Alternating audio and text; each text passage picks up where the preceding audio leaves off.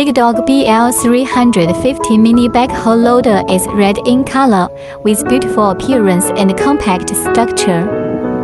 Its rated loading weight is 1.2 kilowatts. The loading bucket capacity is 0.8 cubic meters, and the digging bucket capacity is 0.2 cubic meters. BL350 backhoe loader is equipped with an 18.4 kilowatts 25 horsepower engine. It is equipped with a rear digging arm lock to prevent the arm from sinking and ensure the safety and reliability of the machine.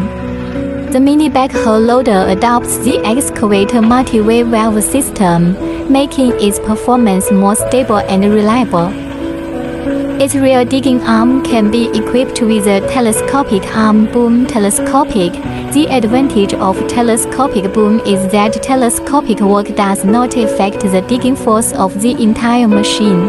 The rear excavation part has an automatic side shift function, which can move sideways while working, improving work efficiency and ensuring that the machine is more stable when driving on the road.